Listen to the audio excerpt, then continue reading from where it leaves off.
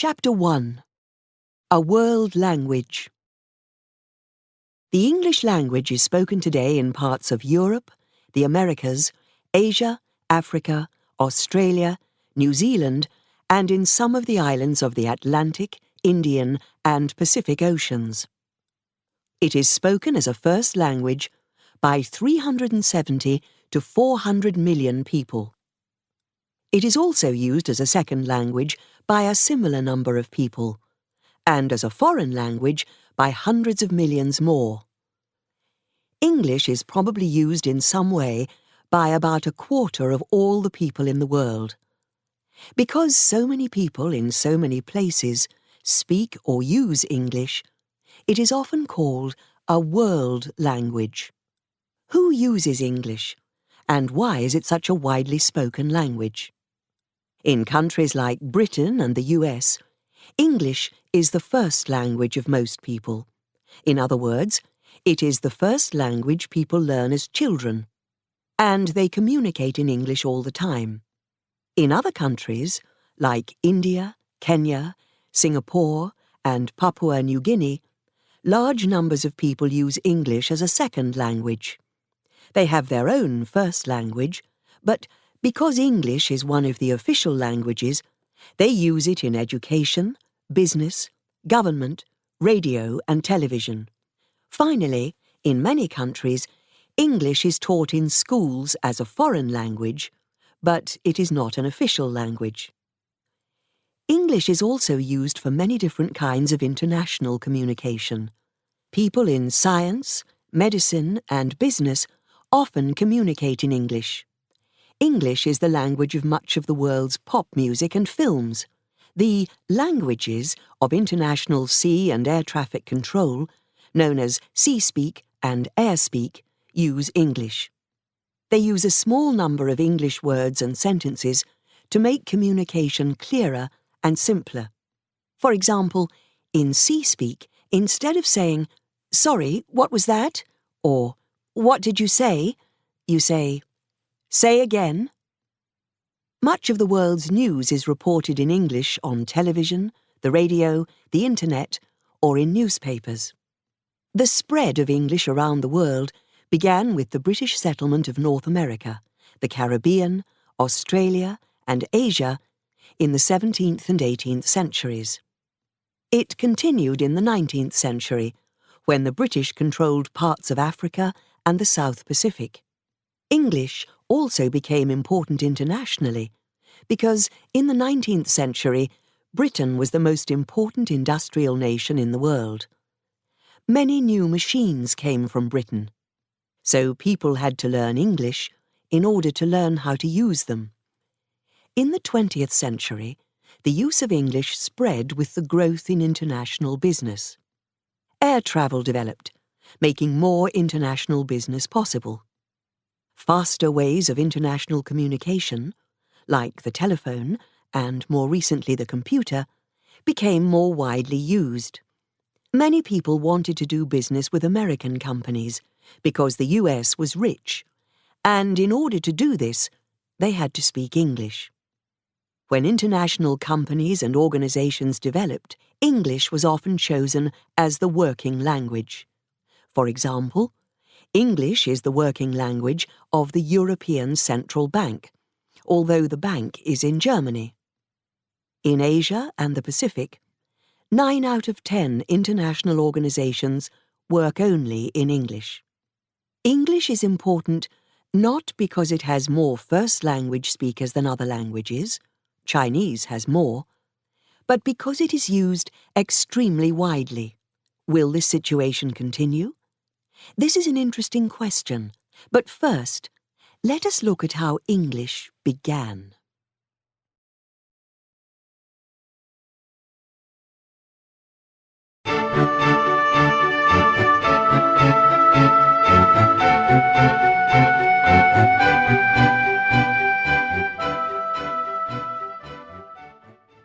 Chapter 2. The Beginnings of English. Our understanding of the history of English began at the end of the 18th century, when Sir William Jones, a British judge who lived in India, began to study Sanskrit. This is a very old language of India and at the time was used in Indian law.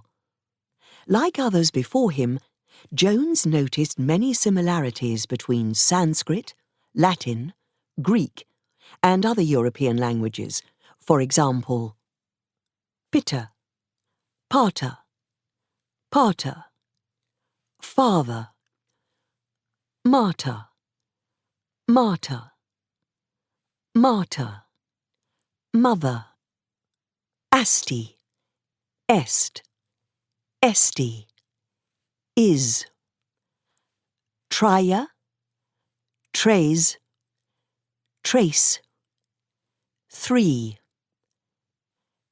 sapta, septem, hepta, seven.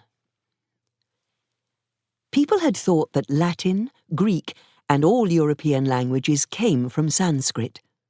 But Jones disagreed. In 1786, he wrote that Sanskrit, Greek, and Latin all came from a common source, which had perhaps disappeared. There was a lot of interest in his idea, and other people began to study these three languages. Their work proved that Jones was right. We now know that Sanskrit, Greek, Latin, English, and many other languages all belong to one enormous family of languages called the Indo-European family. Jones's common source, from which all these languages developed, is now known as Proto-Indo-European. It is thought that a group of people called the Kurgans spoke this language, or dialects of it, and lived in what is now southern Russia, from some time after 5000 BC. In about 3500 BC, the Kurgans probably began to spread west across Europe and east across Asia. As groups of Kurgans travelled further and further away from each other, they began to develop stronger differences in their dialects. With the passing of time, these dialects became different languages. When some of them, the Greek, Anatolian, and Indo-Iranian languages, appear in written form in about 2000 to 1000 BC, they are clearly separate languages. Similarities between some languages as they are spoken today suggest that they probably come from Proto-Indo-European. For example, there are similar words in European and Indo-Iranian languages for people in the family, mother, father, animals, dog, sheep, horse, parts of the body, eye, ear, the weather, rain, snow, and for weapons. These similarities allow us to imagine something of the life of the Kurgans. They worked on the land some of the time, made clothes from wool, and used wheels. More than 2 billion people speak an Indo-European language as their first language. The speaker of Hindi in India, the speaker of Portuguese in Brazil, and the speaker of English in Australia all express themselves in Indo-European languages. The Celts were the first group of Indo-European speakers to move across Europe. Towards the end of the 5th century BC, they began to leave their homeland north of the Alps in Central Europe. They went to the Black Sea, Turkey, southwest Spain, and central Italy, the whole of Britain, and Ireland. As they travelled, different dialects of their language developed. The Celts who settled in Turkey spoke Galatian. Those in Spain spoke Celtiberian, and those in France, Italy, and Northern Europe spoke Gaulish.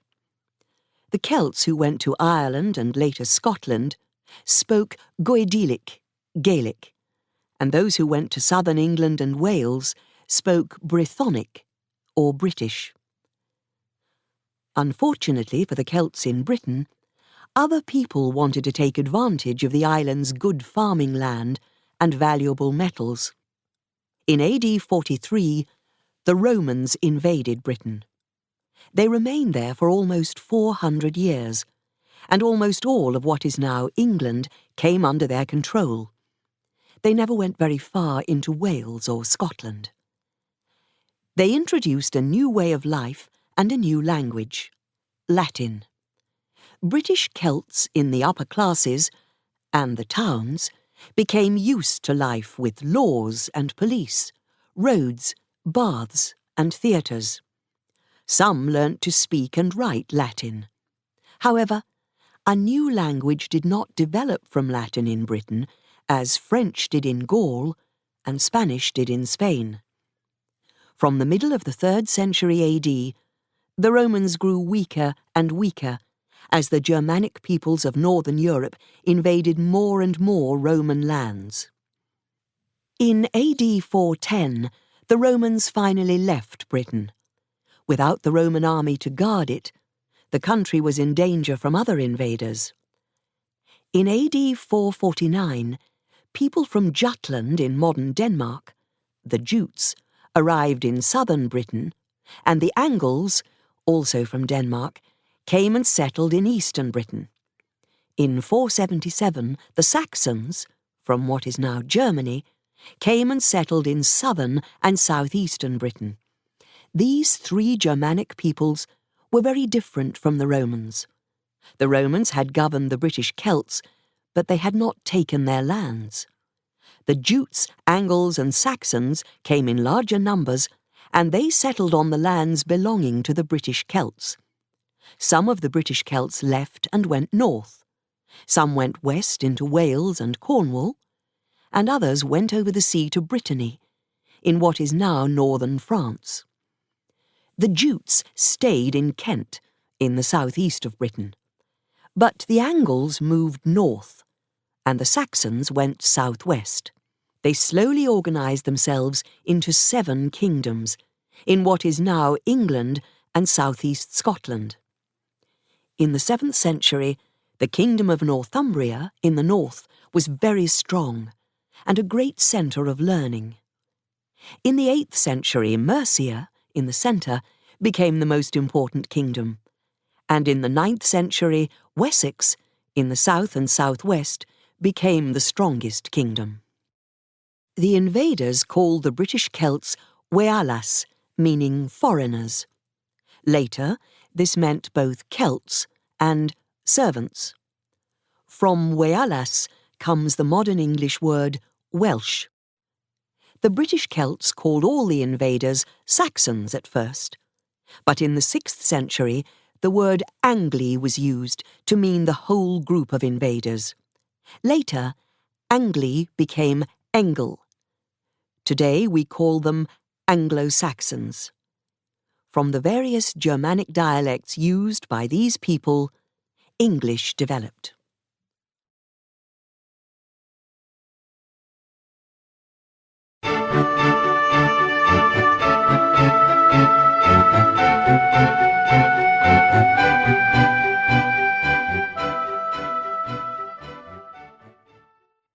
Chapter 3.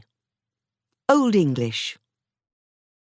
Old English is the language that was spoken from the middle of the 5th century to the middle of the 12th century in what is now England and southern Scotland. During this time, the language changed and took in words from other languages.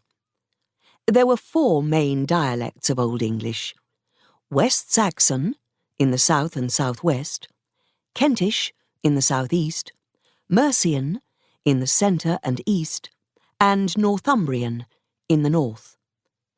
The dialects had small differences of grammar, vocabulary, and pronunciation. Unlike other invaders, the Anglo-Saxons kept their own language and did not learn the language of the British Celts. They did not take many Celtic words into their dialects either. Only about 20 Celtic words are found in Old English. The Anglo-Saxons borrowed some Celtic words for parts of the countryside which were new to them. For example, the words crag and tor, meaning a high rock, and coombe for a deep valley. The names of some English cities, London and Leeds for example, are Celtic. and the word dubris, which meant water, became Dover. Different Celtic words for river or water survive in the river names Avon, Esk and Ouse, and Thames is also Celtic, meaning dark river. However, there are very few ordinary Celtic words in Old English, and no one is really sure of the reason for this. Old English in the 5th and 6th centuries did have some words that were not Germanic. These were Latin words, which the Anglo-Saxons had borrowed from the Romans before invading Britain. But there were not many, only about 50. Some examples are strat, street, weal, wall, and ween, wine. Most Anglo-Saxons could not read or write, but those who could write used runes. These were letters which had been used by the Germanic peoples since about the 3rd century AD. They were cut into stone or weapons and were often used to say that someone had made or owned something. The arrival of Augustine and about 40 monks in 597 brought changes to Anglo-Saxon life in Britain and to Old English. They had come from Rome to teach the Anglo-Saxons about Christianity. Although Christianity was not new in Britain, this was the first organised attempt to make the people of Britain Christians. Augustine and the monks were welcomed in Canterbury in the southeast by King Ethelbert of Kent and Queen Bertha, who was a Christian. In the following century, these monks and others took Christianity over the south of the country. In the north, people learned about Christianity from the Irish monk Aidan, who arrived there in 635. By the end of the 7th century, all the Anglo-Saxon kingdoms were Christian. The monks built churches and taught poetry, Greek and Latin, as well as Christianity. As a result, a number of Latin words entered Old English. About 450 appear in Old English literature. Some were about the life of the church. For example, munuk, monk, and skål, school. Others were words for things in the house. Fenester, window, and chest, chest. Some verbs from Latin were spendan, to spend, sealtian, to dance, and turnan, to turn. At first the monks wrote only in Latin, but then they began to write in Old English. This was unusual. People in other northern European countries did not begin writing in their own languages until much later. Learning spread and flowered among the Anglo-Saxons, and by the 8th century, England was a centre of learning in Western Europe. The vocabulary of Old English was almost completely Germanic. Much of it, about 85%, has disappeared from modern English and has been replaced with words from Latin or French. However, many of the words in modern English that are most often used come from Old English. A few examples are the, and, can, and get. Other words in modern English which come from Old English are for very basic things and ideas. Some examples are man, person, chilt, child, hus, house, etan, eat, slepan, sleep.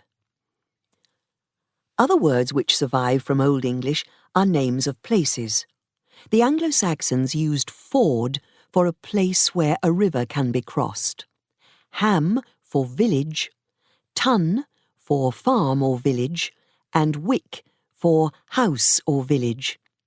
These words survive in many names, for example, Oxford, Birmingham, Brighton, Warwick. Some modern English names for the days of the week come from the names of Anglo-Saxon gods and goddesses.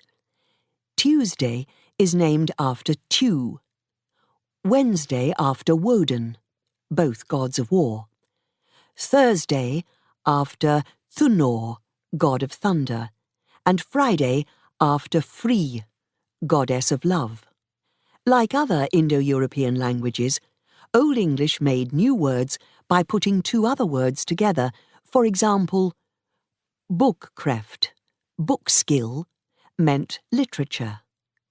Sunnenday, sun's day, meant Sunday. Poets often did this to make beautiful descriptions. One expression for body was bone house, and one for the sea was the water's back.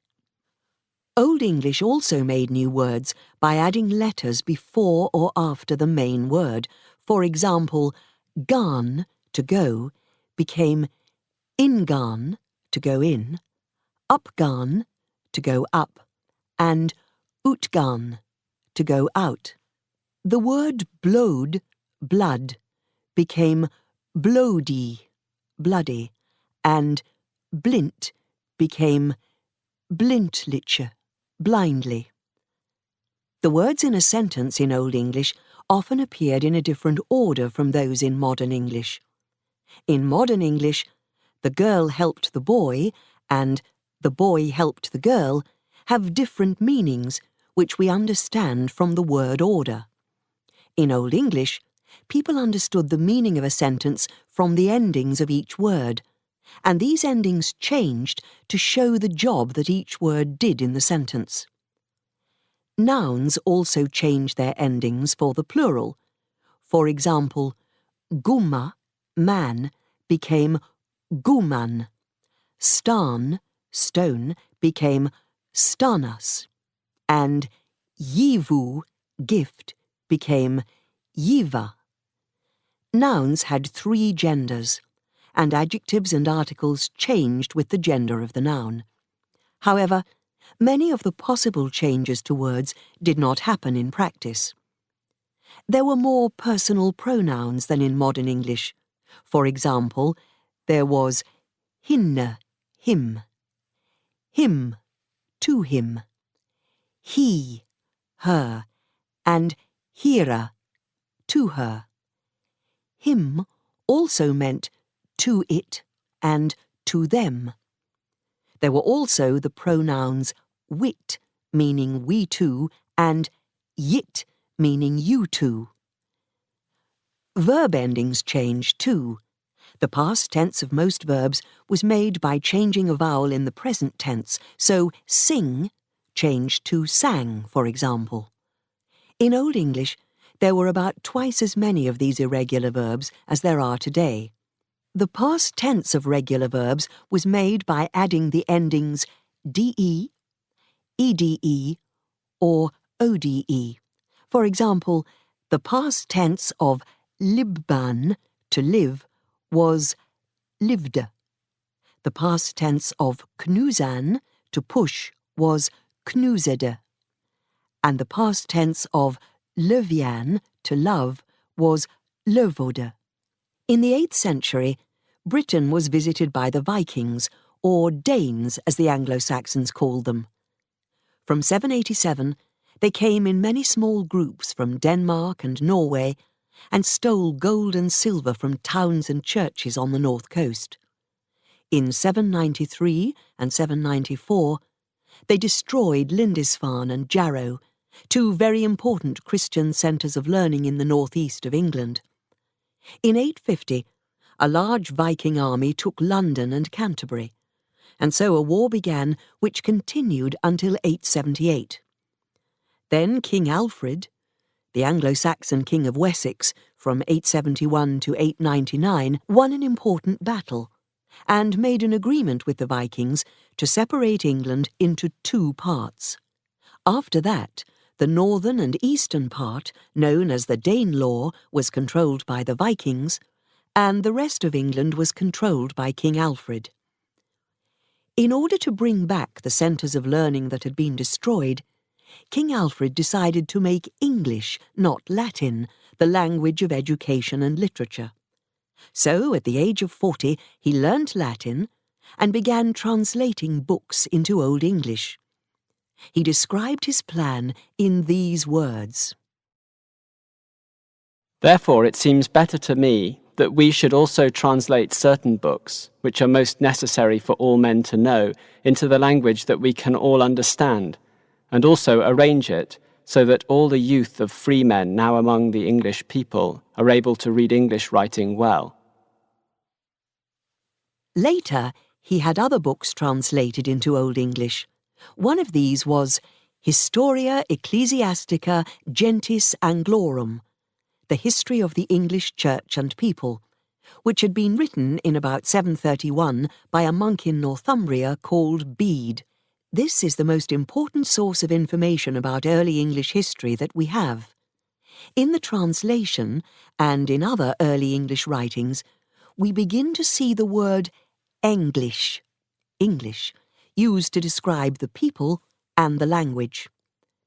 King Alfred also started a history of England in English, the Anglo-Saxon Chronicle. This was written by monks in different parts of the country. It described what had happened in the past in England, and also what happened every year at the time of writing. It was the first chronicle in Europe that was not written in Latin. Most of the Old English works that have survived were written after King Alfred's death. One of the greatest writers was a monk from Wessex called Ælfric, 955 to 1010. He wrote many Christian works, and a guide for young monks called Colloquy. This was written in Latin as a conversation between a teacher and a student, and it is important for two reasons. It tells us a lot about the daily life of monks and ordinary people, and it also tells us a lot about Old English, because in one copy, someone has written the Old English words above the Latin words. The greatest piece of literature in Old English that has survived is a poem of about 3,000 lines called Beowulf. This was probably made in the middle of the 8th century, although it was not actually written down until about 250 years later. It tells the story of a brave man from Scandinavia called Beowulf. He fights and kills a terrible animal called Grendel, and then kills Grendel's mother, who is just as terrible. It is a poem about life and death, bravery and defeat, war and peace. In the Danelaw, the Vikings and the English were able to communicate quite well because their two languages, Old Norse and Old English, were both Germanic. One effect of this was that Old English became simpler. Many of the different word endings disappeared. Plural endings became simpler as the S ending was more widely used, and many verbs which used to change their vowel to make the past tense now began to take the DE ending instead. Another result was that thousands of words from Old Norse entered Old English. Between 400 and 500 remain in use today, with hundreds more in the dialects of Northern England and Scotland. We can see that the speakers of the two languages lived together closely, because the Old Norse words that came into Old English are words from everyday life, words for the house, window, parts of the body, leg, neck, and common verbs, get, take, want. There are also many words beginning with sk, like skin, skirt, and sky. Others are bag, die, egg, husband, same. Some Old Norse words replaced Old English words. For example, zuster, Old Norse, replaced sveostor, Old English, for sister. In some cases, both the Old Norse and Old English words for the same idea were used. For example, there was wish, Old English, and want, Old Norse, and sick, Old English, and ill, Old Norse. The Old Norse word are replaced the Old English syndon, and the Old Norse verb ending s for the third-person singular in the present tense began to be used. The Old Norse they, their, and them slowly replaced the Old English he, here, and hem in the following centuries. The Vikings also left their mark on place names. More than 1,500 places in northern England have Scandinavian names. Over 600 end in by, which means farm or town. For example, Whitby. Others end in thorpe, small village, and toft, piece of land. For example, Scunthorpe and Blacktoft. Modern family names that end in son, like Johnson and Davidson, also come from the Vikings. Battles between the Vikings and the English continued in the 10th century. From 1016 to 1041, England had Danish kings, who were then followed by an English king, Edward. When Edward died in 1066, Harold, the leader of Wessex, was chosen to be the next king. However, William, one of Edward's cousins, said that Edward had promised that he would become King of England. William was the leader of Normandy in northern France. He decided to take an army to England and fight Harold.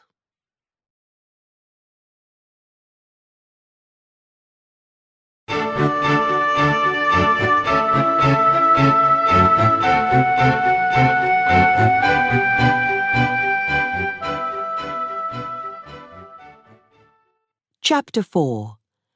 The Normans in England.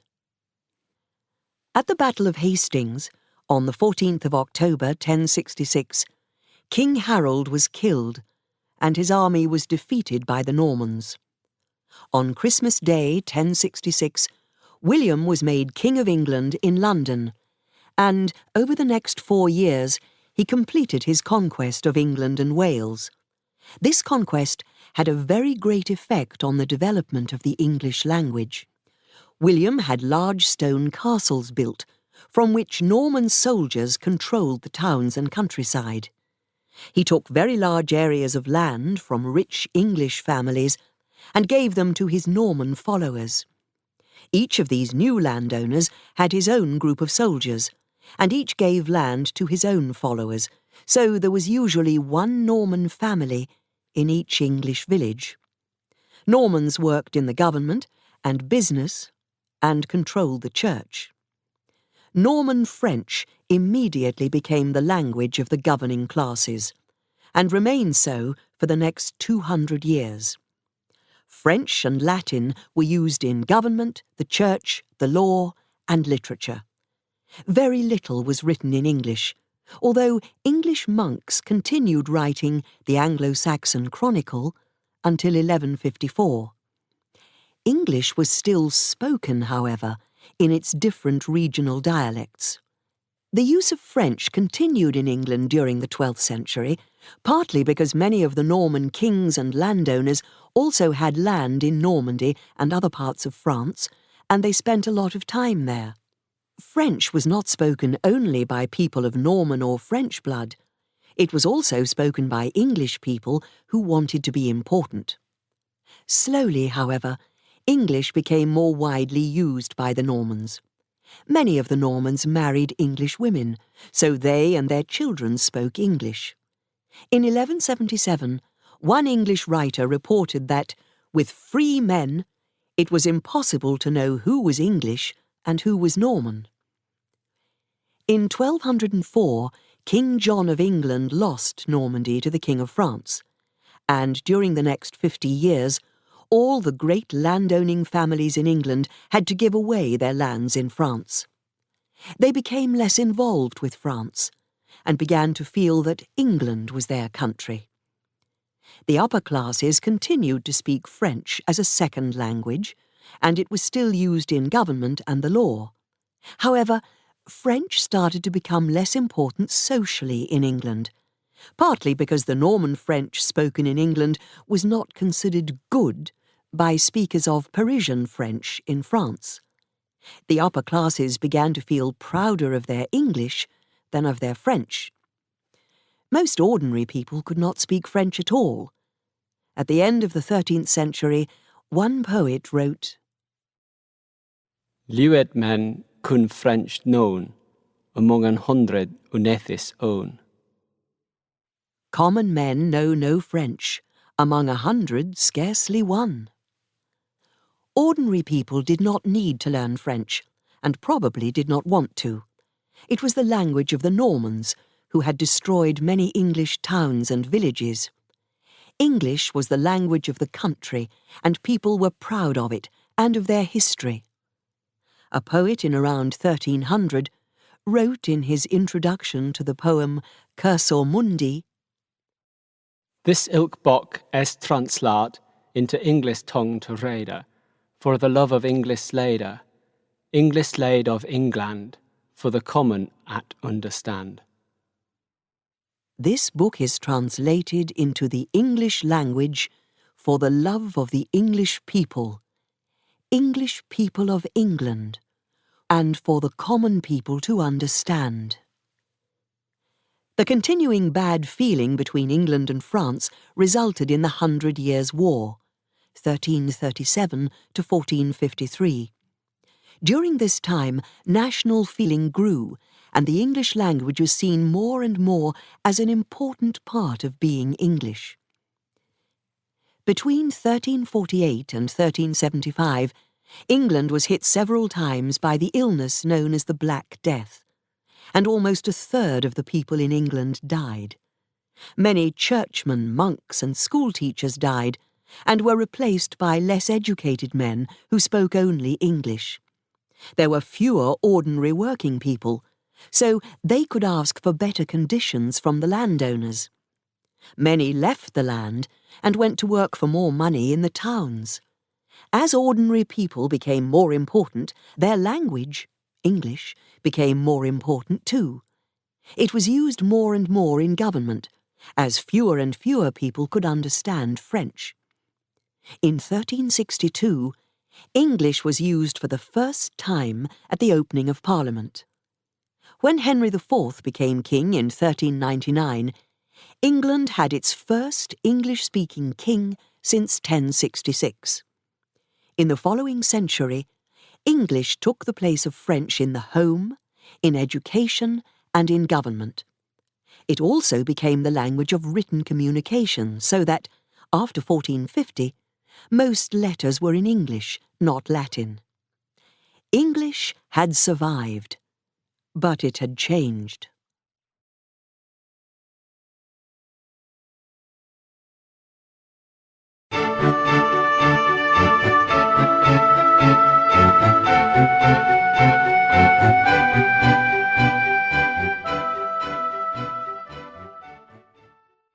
Chapter 5.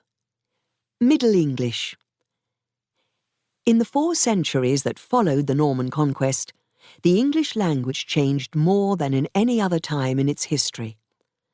Thousands of words from French came into the language, and many Old English ones left it. At the same time, the language changed grammatically, mainly by becoming simpler. The English used in this time is called Middle English. One way the grammar grew simpler was by losing some of the different endings for nouns, adjectives, and pronouns. For example, by the 15th century, the plural noun ending es was accepted everywhere in England, although some plurals with en survived. Children is one of them. Other noun endings which have survived are the apostrophe s, the boy's book, and the s apostrophe, the boys' books. Adjectives and nouns also lost their grammatical gender, and the became the only form of the definite article. The main change to verbs was to the past tense. Some of the Old English verbs began to end in ed. For example, the past tense of climb was clomb, but the word climbed also began to appear in the 13th century. In the 14th century, most of the thousands of verbs which had entered the language from French also formed the past tense with ed. Sometimes the change went the other way, so knowed became knew, but usually ed was used. There are still about 250 irregular past tense verbs in English, but this is only about half the number that there were in Old English. In Old English, there were two main tenses, past and present. In Middle English, other tenses developed which used be, have, shall, and will. Shall and will began to be used to express the future. Have and be were both used for the perfect tenses at first, but in the end, have was used for perfect tenses, as in, they have gone, and be was used for the passive, as in, it was done. Be was also used for the continuous tenses, as in, he is coming. These tenses were not used very often at this time, but later they were used much more. When the different noun endings disappeared, people had to put words in a particular order to express meaning. The most common order they used was subject, verb, object. They also used prepositions, for example, in, with, and by, instead of noun endings. So the expression dies and nichtes became by day and by night in Middle English. All these grammatical changes were possible because from 1066 until the end of the 12th century, very little was written in English. The official papers of the government and the church were written in Latin or French. This meant that people were free to make changes to their spoken language very easily. If English grammar was much simpler by the end of the 15th century, its vocabulary was much richer. Between 1100 and 1500, about 10,000 French words were taken into English, 3/4 of which are still in use. French words came into every part of life. The words blanket, ceiling, chair, dinner, fruit, lamp, and table described things in the home.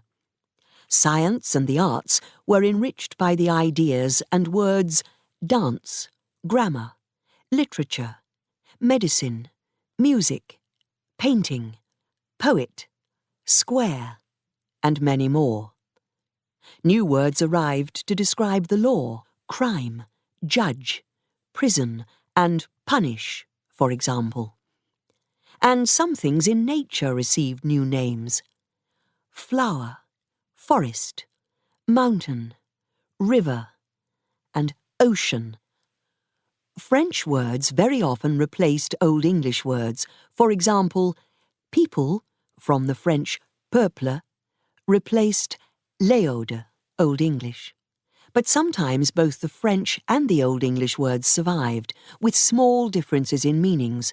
For example, ask, Old English, and demand, French. Wedding, Old English, and marriage, French. King, Old English, and sovereign, French. Sometimes French words were used for life in the upper classes, and Old English ones for life in the lower classes. For example, the words for the animals in the fields were Old English: cows, sheep, and pigs. But the words for the meat on the table were French: beef, mutton, and pork. New English words were made from some of the new French words almost immediately. For example, the English ly and ful endings were added to French words to make gently, beautiful, and peaceful. At the same time, several thousand words also entered English from Latin. They came from books about law, medicine, science, literature, or Christianity. These books often used words which could not be translated into English. One translator wrote, There is many words in Latin that we have not proper English according thereto. there are many Latin words that we do not have English words for. So translators often took the Latin word and made it into an English one. Some words which came into Middle English from Latin at this time were admit, history, impossible, necessary, and picture. One important source of Latin words was the first translation of the Bible from Latin to English, which was made by John Wycliffe and his followers between 1380 and 1384. They followed the Latin very closely, using many Latin words. More than 1,000 Latin words appear for the first time in English in their translation of the Bible. The changes to the grammar and vocabulary of Middle English did not happen at the same time everywhere. The Old English dialects continued to develop differently from each other. The main dialects in Middle English were similar to those of Old English, but they used different words, word endings, and pronunciations. Understanding people from different places, even those which were quite close, was difficult. There is a famous description by William Caxton, who later brought the printing machine to England, of a conversation in Kent between a farmer's wife and some sailors from London, about 80 kilometres away. The sailors asked for some eggis, but she did not know this word. In her dialect, eggs were eieren. Thinking that they must be speaking a foreign language, she told them she could speak no French, couldn't speak French. When people wrote, they used the words and pronunciations of their dialects. For example, the sound ch in the middle of words was spelt gh in the south and ch in the north, so night, pronounced nicht at that time, could be spelt as night or nicht. One word could have a number of different spellings. There were more than 20 ways of spelling people. For example, P-E-P-Y-L-L-E, P-U-P-L-E, P-E-E-P-L-E. More than 500 ways of spelling through, more than 60 ways of spelling she, and many more variations. Sometimes a spelling from one dialect has survived together with the pronunciation from another. For example, B-U-S-Y is the spelling from one dialect, but the pronunciation busy is from another. From the 13th century, English was used more and more in official papers, and also in literature. Much more literature has survived from this time than from the earlier time of Old English. There are songs, long poems, and explanations of Christianity and the Bible. Here is part of a song from around 1225. It is about the cuckoo, a bird that visits Britain in the early summer. Summer is a comin' in, llwydr sing cuckoo. Groweth said and bloweth maid, and springeth the woodoo new. Sing, cuckoo. Summer has come in, loudly sing, cuckoo. The seed grows, and the field comes into flower, and the wood comes up now. Sing, cuckoo. The greatest writer in Middle English was Geoffrey Chaucer, 1343 to 1400. Chaucer, who lived in London, was both a poet and an important government official. He wrote in the East Midlands dialect, spoken by people living in the Oxford-London-Cambridge triangle, and used many words from French. He also used rhyme, which was used in French and Italian poetry. His best-known work, The Canterbury Tales, written in the 1390s, begins with these famous words. Juan that April, with his surest sota, the drocht of March hath persed to the rota, and bad there every vein in switch liqueur, of which virtue engendred is the floor. Than longen folk to go on pilgrimage. When April with its sweet showers has pierced the drought of March to the root, and bathed every vein in such liquid from which strength the flower is engendered, then people long to go on pilgrimages.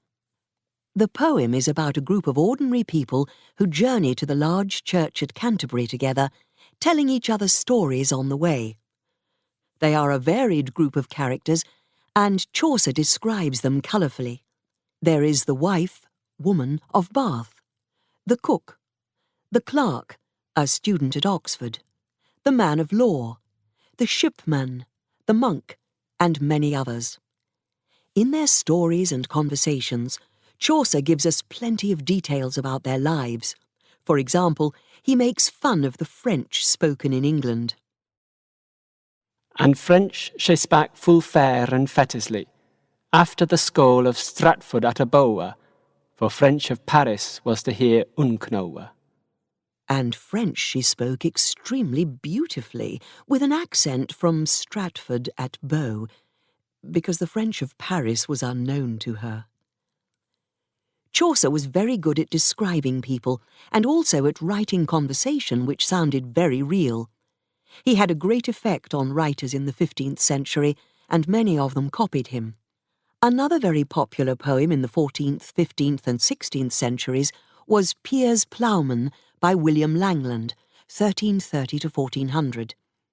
In this, Langland wrote about the difficulties of the poor in England, the bad customs of the church, and also the perfect Christian life. It was a dream poem, in which the writer describes what he has seen in a dream. This kind of poem was popular in France and Italy at the time, but Langland wrote it in the way Old English poems were written. He did not use rhyme. Instead, in each line, he used several words that begin with the same sound. This short piece from near the beginning of the poem shows how he did this. He was wary, forewondered, and went me to resta under a broad bank by a borner's cedar, and as he lay and leaned and looked in the waters, he slumbered in a sleeping, it sweved so merry. Fan gan he meten a marvellous swaven, that he was in a wilderness, wist he never where.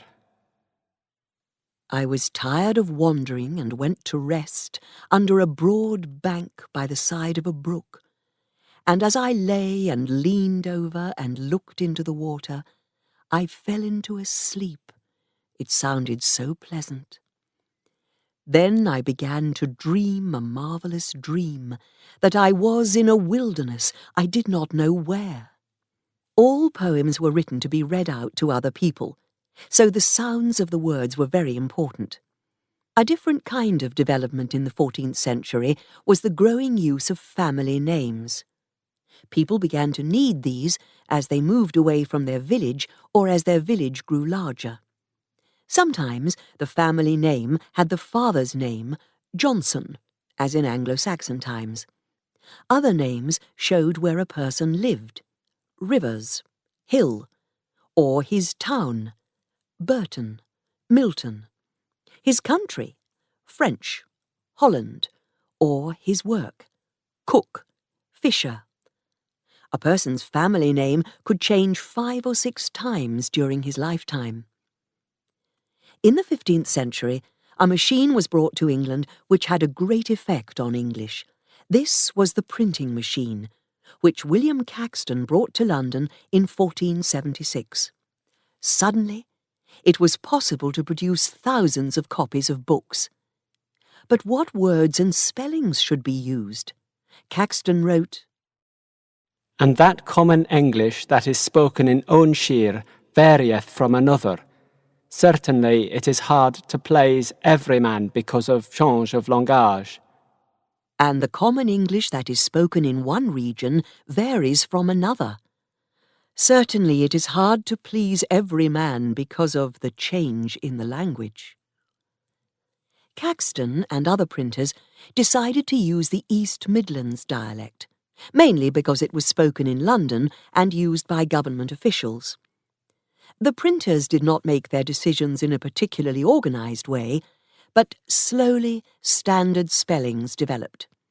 However, after this time, the sounds in many words changed or disappeared. As a result, there are now thousands of words that are spelt in the way that they were pronounced in Caxton's time. For example, the letter K in knee, the letter W in wrong, and the letter L in wood were pronounced at this time. By the end of the 15th century, English was starting to be read by thousands of people.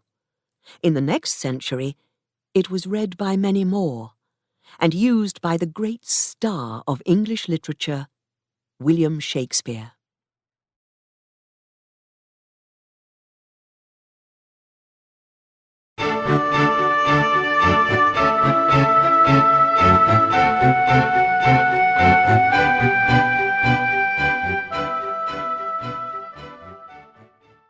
Chapter 6.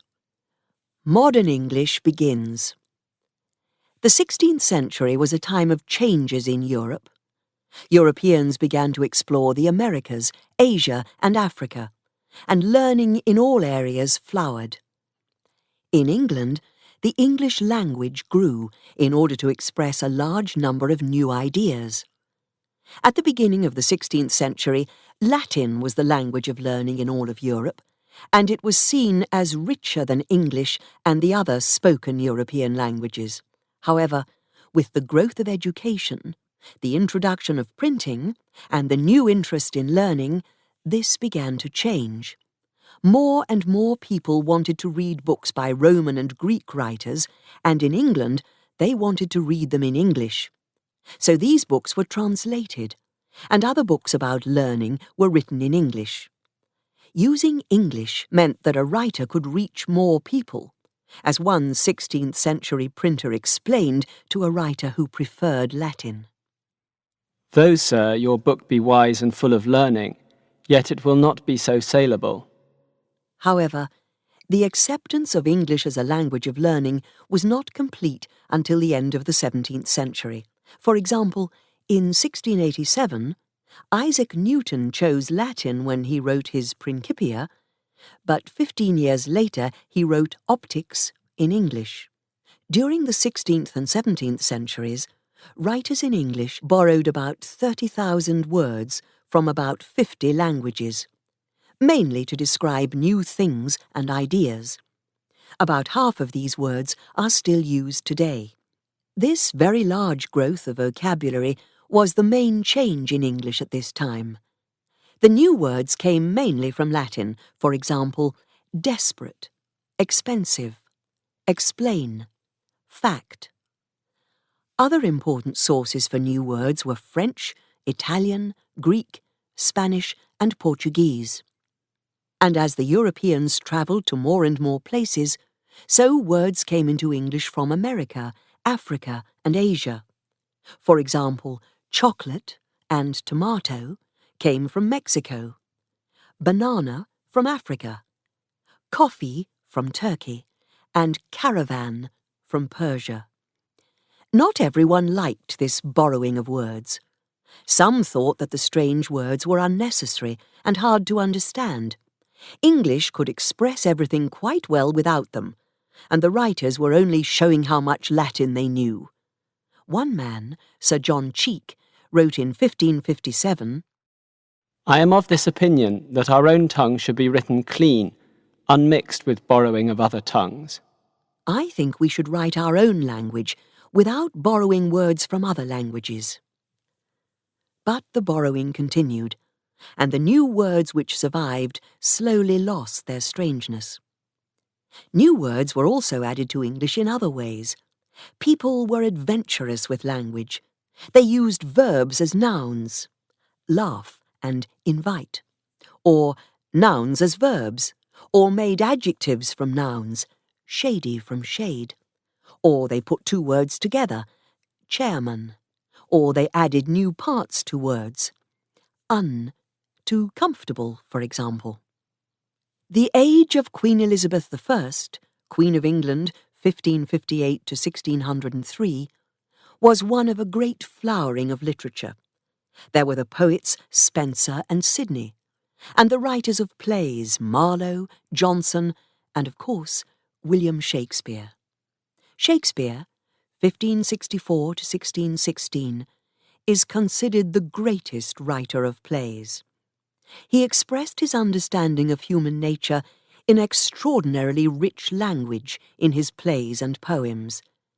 He had the largest vocabulary of any English writer, and made about 2,000 new words and a large number of expressions which are now part of modern English. For example, he wrote, It's early days. It's too soon to know what will happen. Tongue-tied. Unable to speak because you are shy. The long and the short of it. All that needs to be said about something. Love is blind. His success and fame during his lifetime meant that his plays had a very great effect on English. When Elizabeth I died in 1603, she left no children, so her cousin, King James VI of Scotland, became King James I of England. In 1604, the new king ordered a translation of the Bible into English. There were many different English translations of the Bible, and he wanted to have one main translation. It was made by 54 translators who worked together in small groups, using older translations as their guide. The translators did not follow Shakespeare's example and make new words. Instead, they used old ones, even ones that were out of date or were becoming unusual. For example, they used ye instead of you as a subject pronoun, and the eth ending for verbs instead of s. They did not use as many different words as Shakespeare either. He had used 20,000, and they only used 8,000. They aimed to make the language sound like poetry when it was read out, and usually they succeeded. Here is a short piece from a teaching of Jesus as an example. Ye have heard that it hath been said, Thou shalt love thy neighbour and hate thine enemy. But I say unto you, love your enemies, bless them that curse you, do good to them that hate you, that ye may be the children of your Father which is in heaven. For he maketh the sun to rise on the evil and on the good, and sendeth rain on the just and on the unjust. The King James Bible appeared in 1611, and was read in churches everywhere in England, Scotland and Wales for the next 300 years. It was also read in people's homes and taught at school, and for many people it was the only book that they read again and again. As a result, it had an important effect on the English language. Many expressions from it became part of the language. For example, the apple of somebody's eye, a person who is loved very much by somebody. By the skin of your teeth, you only just managed to do something. The salt of the earth, a very honest person. The straight and narrow, an honest way of living. Its poetry had a great effect on many English writers in the centuries that followed. During the 16th and 17th centuries, there were some grammatical changes to English, although not as many as those that had happened to Middle English. People began to use do with a main verb. For example, you could say, I know not, or I do not know. You could say, I know, or I do know. And you could say, know you, or do you know? In the 17th century, people began to use I know, I do not know, and do you know more often. Another verb change was the ending of the third-person singular in the present tense. By 1700, the th was no longer used, and all verbs took s. For example, loveth was now loves. Pronouns also changed a little. In 1500, the words ye and you were used in the same way as he and him, but by 1700, ye had disappeared. Thou and thee were also used instead of you to children or people who were less important than yourself, but these also disappeared in many dialects in the 17th century. Also during this time, the word its replaced his to talk about things without gender. The leg of a chair was now its leg, not his leg. Changes in pronunciation were continually taking place. From the middle of the 15th century, the 7 long vowels began to change. For example, in Chaucer's time, the word for life was pronounced leaf, and this became leif and then life by the 18th century. Similar changes happened to house, which was hus in Chaucer's time. After two changes, it finally arrived at its modern pronunciation, house. Sounds in some other words disappeared. For example, the k and the w at the beginning of knee and right were lost. The pronunciation of t in castle and the ul in wood also disappeared. The big growth in vocabulary and the flowering of literature happened when England was quite peaceful. However, in the middle of the 17th century, this peace was destroyed, and the changes that followed had some interesting effects on the language.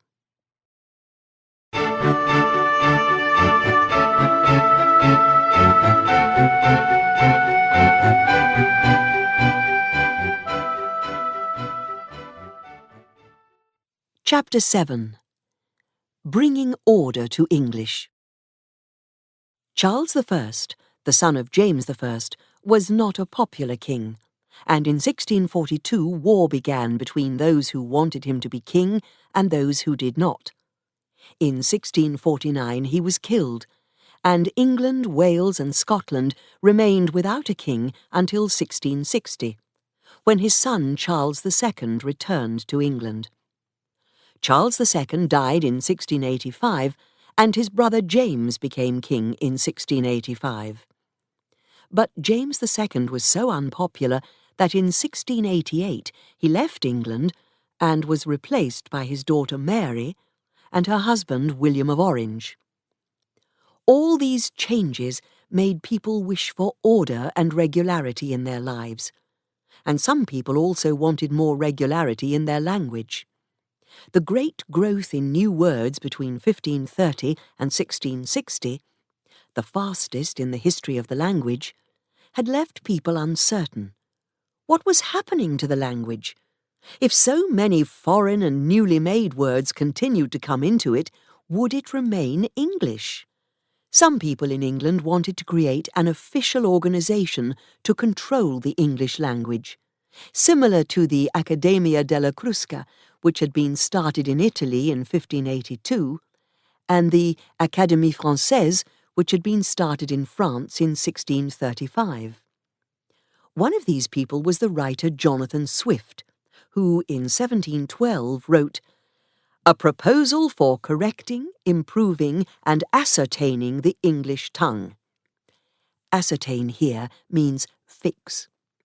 Swift disliked spelling changes, newly fashionable words, the habit of shortening words, and bad grammar. He wanted a group of people to fix the language by making grammar rules, making lists of words that were incorrect, and deciding on correct spellings. The idea never succeeded, partly because other people realized that change in a language was unavoidable. But it made people think about the need for everyone to use the same spelling and grammar. As a result, different spelling guides, dictionaries and grammar books began to appear. Although printing had brought some regularity into spelling, many variations had remained in the 16th century, even for personal names. For example, there are 6 known examples of Shakespeare's name that he wrote himself, and in each one he spelt his name differently. People used their own spellings, which usually showed their own pronunciation. Other variations were introduced to show that words came from Latin. For example, the letter O was put into people, the letter B into doubt, and the letter C into scissors, because the Latin words populus, dubitare, and scisorium had these letters, and different spellings were given to words like sonne, son, a male child, and sunne, sun, the star that gives light, which sounded the same but had different meanings. In the end, this freedom to change spellings led to confusion. In the 17th century, people wanted to end this confusion, and the appearance of the first English dictionaries slowly brought about more regularity in spelling. During the 18th century, ways of spelling that differed from these dictionaries were seen as incorrect and a sign of stupidity or a bad education. Even today, many people do not like making spelling mistakes and often use the spell check tool on their computers. Dictionaries were not unknown before the 17th century, but they were Latin-English ones. The first English-English dictionary appeared in 1604 and was written by a schoolteacher called Robert Corddry. It was called A Table Alphabetical and was a list of about 2,500 hard, usual English words, with explanations of their meaning and sometimes which language they had come from, French or Greek. Here are some examples of the words in the table. French. Accomplish, finish or make an end of. Barbarian, a rude person. Eclipse, Greek. A failing of the light of the sun or moon. Obsolete, old, past date, grown out of use or custom. A table alphabetical became very popular, and similar dictionaries followed. In the 18th century, dictionary writers began explaining more ordinary words, not just difficult ones. In 1746, a group of booksellers asked a young writer called Samuel Johnson to prepare an English dictionary. Johnson worked on this dictionary for 9 years, with the help of 6 other people. For 3 years, he read the works of hundreds of English writers and found examples for words in the dictionary. Then he began to write the meanings of the words. He chose hard words, but also many ordinary ones. When Johnson's A Dictionary of the English Language appeared in 1755, it was an immediate success. It explained more than 42,000 words, and, as well as the meaning of each word, it gave the pronunciation and history of the word, and sometimes how it was used. A cant word was used only by one group. A low word was informal and not suitable for writing. Johnson gave as many different meanings of a word as he could. There are 66 for take. He very often gave an example from literature to show how the word was used. In fact, there are about 114,000 examples in the dictionary, and they are a very large part of it. Most of them come from literature written between 1560 and 1660. Here are some examples of words and their meanings from Johnson's dictionary. To bubble, to cheat, a cant word. To nab, nappa, Swedish. To catch unexpectedly, to seize without warning, a word seldom used but in low language. Woman, weefman, weeman, Saxon, whence we yet pronounce women in the plural, women. The female of the human race. That man who hath a tongue is no man, if with his tongue he cannot win a woman. Shakespeare. Yellow boy, a gold coin. A very low word. To bubble and yellow boy have both disappeared from English, but to nab has survived with this meaning. It is still an informal word. The dictionary was not perfect. Some of Johnson's explanations were harder to understand than the words themselves.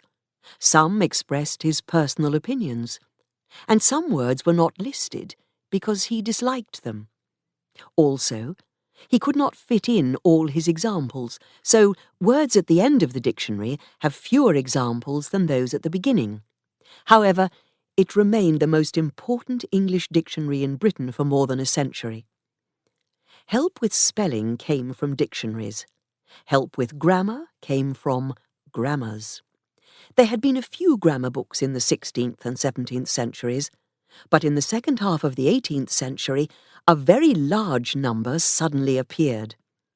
Many of them told the reader how to write and speak correctly, which really meant how to use language in the same way as in serious pieces of literature. They were written for the rich, and aimed to show the difference between the upper and lower classes. They were widely used because people wanted to show that they were educated. The writers of these grammar books considered that the grammar of much spoken language and of regional dialects, especially Scots, was wrong. They believed that the grammar of English should be the same as that of Latin. For example, they thought that a sentence should not end with a preposition, because this did not happen in Latin. So, it would be correct to say, "I like the town in which I live," but not, "I like the town which I live in." The two most widely used grammar books were Robert Louth's Short Introduction to English Grammar, which appeared in 1762, and Lindley Murray's English Grammar of 1795. These books had a great effect on people's views of grammar in the 19th and 20th centuries, and still have some effect today. Some people believe that there is only one correct way of saying things, and argue, for example, about whether it is correct to say different to or different from. As a result, many first-language speakers of English think that the way they speak and write is incorrect, and are ashamed of it. The opposite view, that all ways of expressing an idea are grammatically correct if they can be understood clearly, and that grammar is always changing, is becoming more popular. As a result, some grammar books today simply describe how English is used, instead of telling us how we should speak or write. There were also some attempts in the second half of the 18th century to decide on one correct pronunciation. There were many different ways of pronouncing words, as there were a large number of regional accents. Until this time, regional accents were not considered to be bad in any way or to be a disadvantage. However, many people now wanted to speak correctly as well as write correctly. The first person to teach people correct English pronunciation was an Irishman called Thomas Sheridan. In the 1750s and 1760s, he gave talks to large numbers of important people about the correct sounds and pronunciation of English words. Like correct spelling and grammar, correct pronunciation was a sign of education and class. Sheridan wrote in one of his talks, "Pronunciation is a sort of proof that a person has kept good company." Sheridan was followed by John Walker, who wrote A Critical Pronouncing Dictionary and Expositor of the English Language in 1791. He took the pronunciation of educated people in London as his guide, and saw other regional pronunciations as wrong. His dictionary was very successful in both Britain and the US in the 19th century. Many people began to feel disadvantaged because they did not speak correctly. It was a long time before regional accents became acceptable again.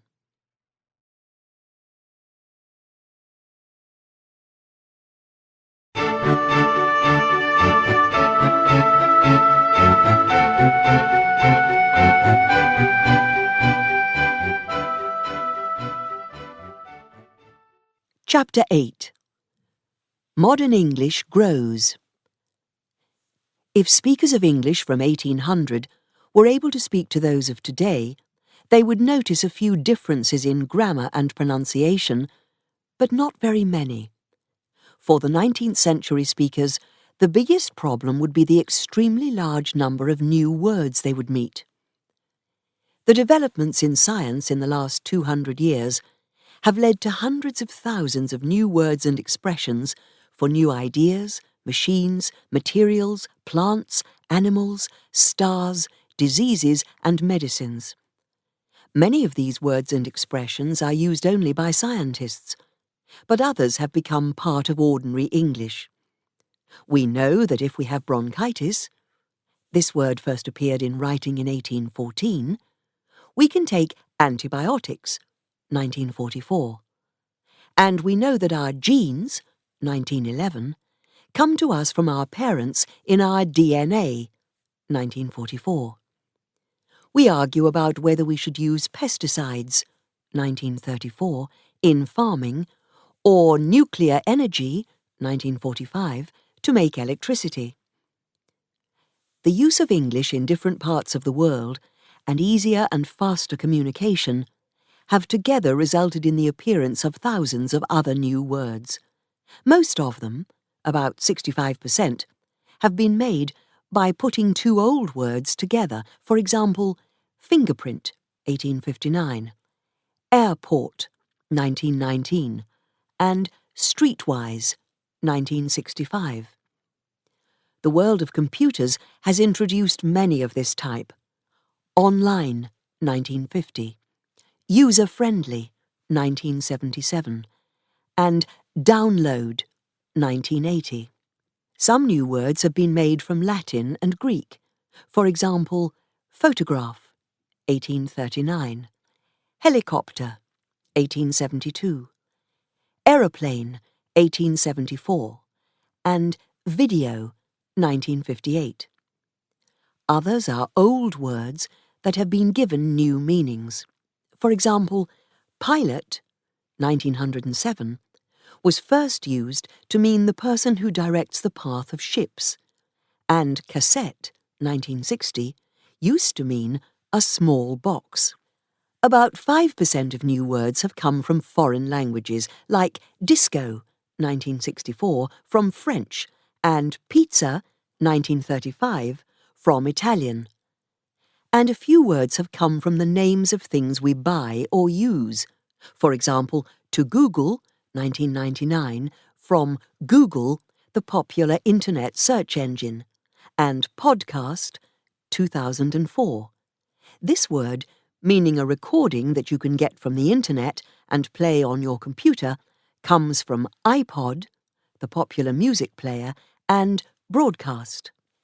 Beginnings or endings have been added to make new words. Disinformation, 1955, is false information.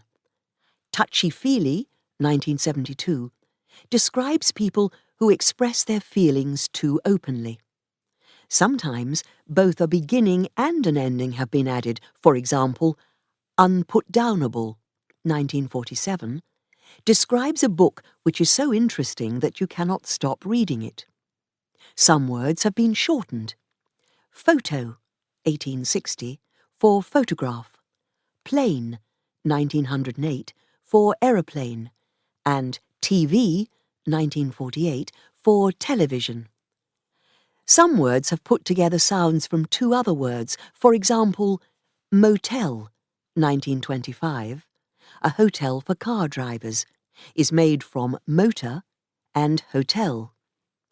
Only a very few new words have not been made from other words. Two examples are nylon, 1938, to describe a man-made material, and flip-flop, 1970, a type of shoe that makes a noise as you walk. The growth in vocabulary is clear when we look at the making of the Oxford English Dictionary, OED, in the 19th and 20th centuries. This dictionary contains all English words since 1150, even those that are no longer used. It shows, with examples, when each word was first used in writing, and how the meaning of a word has changed over the centuries. Finding all this information was a very big job, although no one realised at the beginning exactly how big. A Scotsman called James Murray was appointed as the Director of Work on the dictionary in 1879, and the plan was to finish the job in 10 years. Murray organised a very large reading programme. Hundreds of people sent him examples of how words were used. After 5 years, the first part of the dictionary was completed, but it only went from A to ANT. Everyone realised that the job was going to take a lot longer than 10 years. In fact, It took another 44. Sadly, Murray did not live to see its completion. He died in 1915, aged 78, while he was working on the letter U. However, he knew that he had helped to make a dictionary which would give a detailed history of the English language. The first OED was completed in 1928 and explained the meaning and history of 414,800 words and expressions, with examples from literature and other writing. The second OED, completed in 1989, explained the meanings of 615,100 words, although many of these, perhaps 20%, are no longer used. It shows how the words were or are used, and has 2.5 million examples from all kinds of books. It contains some scientific words, and words from North America, Australia, New Zealand, South Africa, the Caribbean, India, and Pakistan, but not all scientific or regional words in English. The second OED went online in 2000, and every 3 months new material is added to this online dictionary as part of the writing of the third OED. At the same time, work is continuing on the words and meanings already in the dictionary, and changes are made if necessary.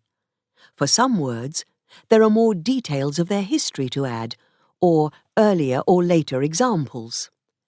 North American and other regional pronunciations are given, as well as British ones. These are the first changes to Murray's work since the first OED appeared in 1928. The work on the third OED, begun in 1993, will probably finish in 2018. The OED has had a great effect on our knowledge and understanding of English. It has given us a lot of information about the history of words and expressions, and has helped us understand how language changes over time. The way dictionaries are made has been changed by computers. There are now extremely large collections of examples of English works on computer that dictionary writers can use. They can look through these for examples of words and see how they are used, and they can use the internet to search for words. They can also ask readers all over the world to send examples to a website, which means that they can get words from a very wide variety of places. Information about informal words and slang, for example, is now much easier to find because of the internet. And when a dictionary is written, it can be kept on computer and put on a website. For about the past 100 years, new words have been able to travel fast around the English-speaking world because of the telephone, newspapers, radio, television, films, pop music, and the internet. These ways of communication can reach extremely large numbers of people. Television and radio have also influenced pronunciation. In the 1920s, the British Broadcasting Corporation, BBC, chose an accent for all its speakers to use on the radio. This was the accent of the educated, people in government, at the universities, in the army and the church. It was known as Received Pronunciation, or RP, or the King's English. The use of RP on radio and later on television meant that more people heard it and thought that it was the accent that socially important people used. It was not acceptable to use strong regional accents on television and radio, or in teaching and government. However, in the 1960s, social differences in Britain began to break down, and regional accents became more acceptable everywhere. And as the number of radio and television programs grew, more people with different accents had to be employed. Today, RP is no longer an important accent, and most educated people in England, not Scotland, Wales or Northern Ireland, now speak a kind of RP which has some of their regional accent in it. Television has also made some regional dialects popular. For example, You can now hear parts of the dialect called estuary English, which is from London and the southeast of England, in many other parts of England. See Chapter 10 for more about dialects. The biggest technological development in recent years is, of course, the Internet. People can now communicate in writing on their websites, through email, on message boards, and in chat rooms. The Internet has had a number of effects on English. Firstly, new words have been made to describe the Internet itself and its activities. For example, cyberspace, 1982, email, 1982, website, 1993, and blog, 1999. Or, new meanings have been given to old words, for example, link, 1951, chat, 1985, virtual, 1987, and surf, 1992. Secondly, people have developed a new, informal way of writing in chat rooms and on message boards. Many users shorten a lot of words, using just single letters or numbers, and often they do not use capital letters or much punctuation. Many use their own spellings, or spellings that are often used in chat rooms. Some people also use smileys, little pictures of faces with different expressions, to show how they feel. They also use groups of letters for some expressions. For example, LOL means laughing out loud. BTW means by the way. BBL means be back later. Sentences you could see in a chat room or on a message board are RUALRYT, are you all right? I am good, THX smiley. I'm good, thanks. DUZ, NE1, know how to make carrot cake. Does anyone know how to make carrot cake?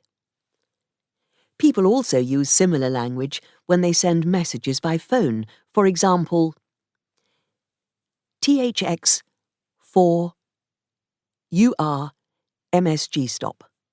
How are you? Thanks for your message. How are you? I am fine stop. See you at work. I'm fine. See you at work.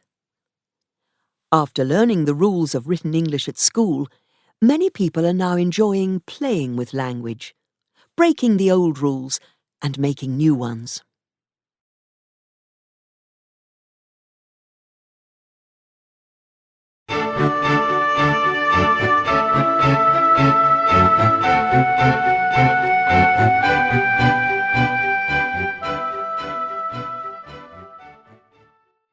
Chapter 9. English in the US. England and America are two countries separated by the same language, wrote George Bernard Shaw in 1942. Is this true today? Do Americans speak a different kind of English from the British? If so, why? And why do they speak English at all? To answer the last question, we must go back to the year 1607, when a group of English people sailed across the Atlantic and reached the east coast of America. They called their settlement Jamestown, after King James I, and they called that part of the country Virginia. They were not the first English people in America. In 1585 and 1587, people had tried to settle on the island of Roanoke, in what is now North Carolina. They were not the first Europeans to settle in America either. The Spanish had lived in Florida since 1565. But the people of Jamestown were the first successful English settlers, and they were followed by other English adventurers who also settled in Virginia. Then, in 1620, more English settlers landed north of Virginia in what became Massachusetts, New England. These were the people from the ship called the Mayflower, who came because they wanted to follow a different kind of Christianity from the kind in England. Others followed, and by 1640, about 25,000 English people were living in New England. At this time, sailors from England and other European countries were taking Africans to America and selling them as slaves. The first 20 African slaves were brought to America in 1619. The Africans had to live in terrible conditions during the long sea voyage, and many did not survive. This inhuman business was ended in 1808, but people were allowed to own slaves until the end of the American Civil War in 1865. By that time, there were more than 4 million Africans living in America. During the 17th and 18th centuries, more and more people arrived in America. The British government sent prisoners to America as a punishment, and other settlers arrived from France, Germany, the Caribbean, and the north of Ireland. The people from the north of Ireland were called the Scots-Irish, because their families had moved to Ireland from Scotland. By the year of American independence, 1776, about 1 in 7 settlers in America was Scots-Irish. In the 19th century, large numbers of people left Ireland, Germany, Italy, and other European countries for America.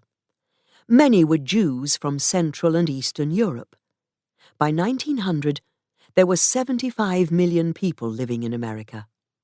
In the latter part of the 20th century, people from Asia and Spanish-speaking countries also arrived, and by 2000, there were more than 280 million people in America. American English developed from the languages used by these different people. The first English settlers immediately discovered animals, birds, and plants that were new to them, and which needed names in English. Sometimes the settlers used English words, for example, blackbird, for a bird that looked similar to the English blackbird. Sometimes they made new words from other English words, for example, backwoods, a forest with few people, and bluegrass, a kind of grass with blue-green leaves. They also named thousands of places and rivers using words from the languages of the Native Americans, for example, Massachusetts, Mississippi, Potomac. The Spanish and French controlled some parts of the country until the 19th century, so some place names are from French, like Detroit, St. Louis, and Illinois, and some from Spanish, like Los Angeles, San Francisco, and Santa Fe. New York was first New Amsterdam, until the English took it in 1664. And the names Brooklyn, from Brooklyn, Harlem, Haarlem, and the Bronx, Bronx, are reminders of its Dutch beginnings. Occasionally, the English settlers borrowed words for things or people from other European languages, for example, cookie from Dutch, cent and dime from French, plaza from Spanish. The settlers also began to give some old words new meanings. For example, bill began to mean a piece of paper money, and it replaced note. Some words from the English of the 17th century survive in American English, but are not used now in British English. For example, fall meaning autumn, mad meaning angry, and gotten as the past participle of get, as in, your dinner has gotten cold. Some of the pronunciation of the first settlers also survives in modern American English. They pronounce the A in grass, as in hat, because the long R sound only began to be used instead of a in England in the 18th century. This short a is part of American pronunciation today. Most Americans also pronounce the R at the end of words, for example, car, and before a consonant, for example, hard, as the early settlers did. As the settlers moved west in the 19th century, they added many colourful new expressions to American English. These are now part of British English too.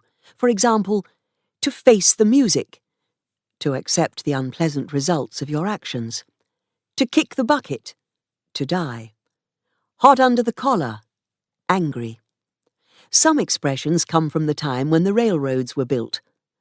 To go off the rails, to behave strangely, and to reach the end of the line, to be unable to do any more with something.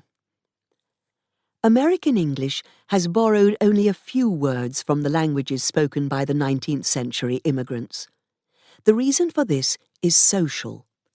People who had recently arrived in the US wanted to become American, and they and their children learned English to do so.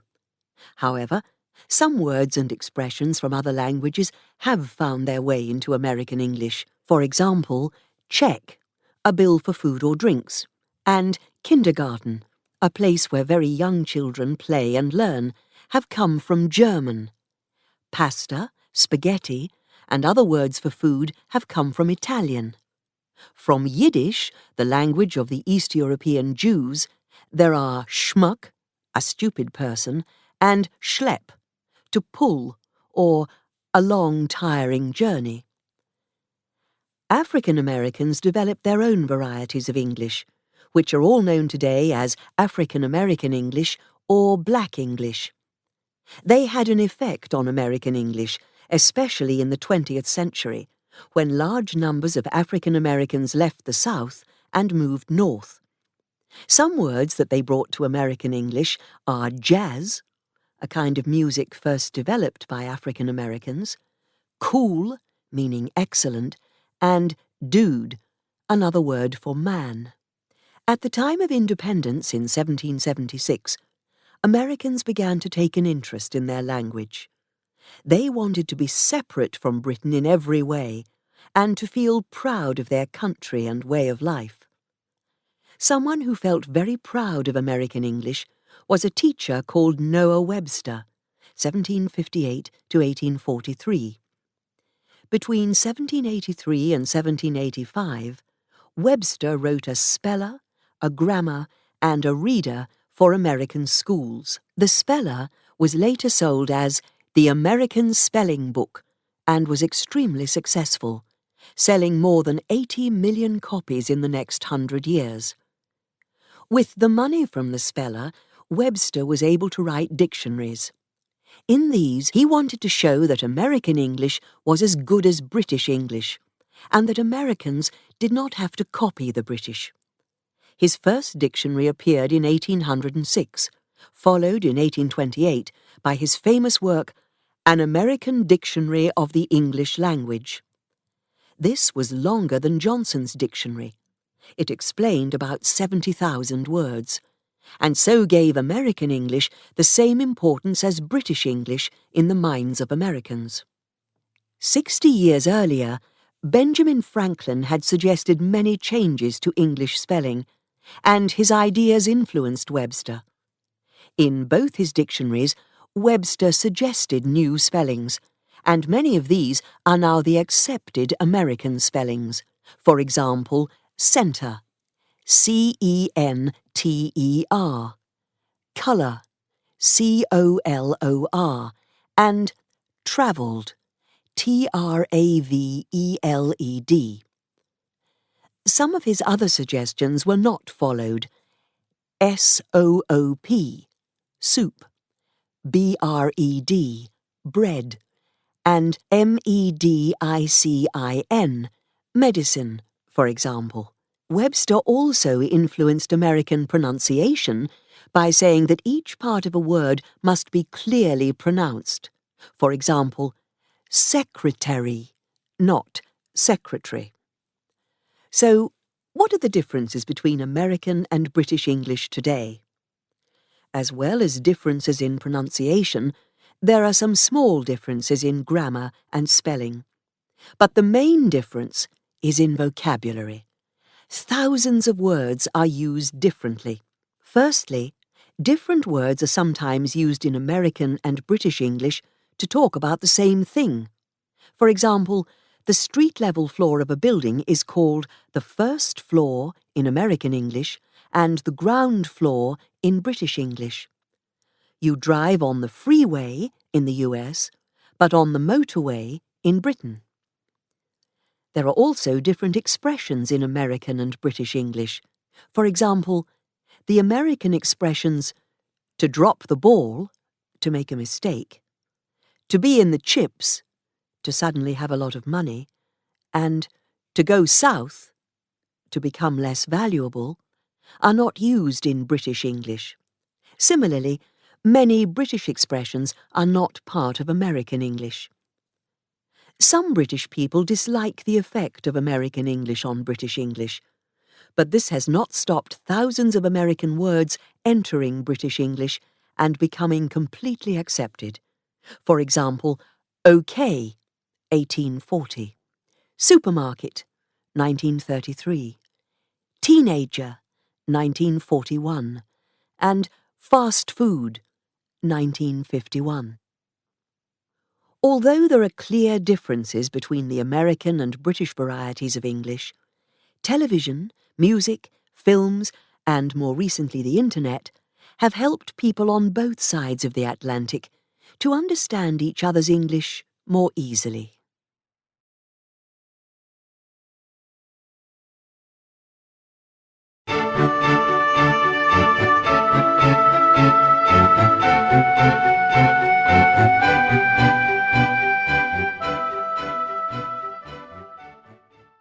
Chapter 10. All kinds of English. I'm ganning down the town the day. I'm going into town today, northeastern England. Dinna fash yoursel. Don't upset yourself. Central and southern Scotland.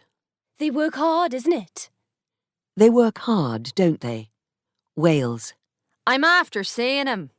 I've just seen him. Ireland. Y'all come here.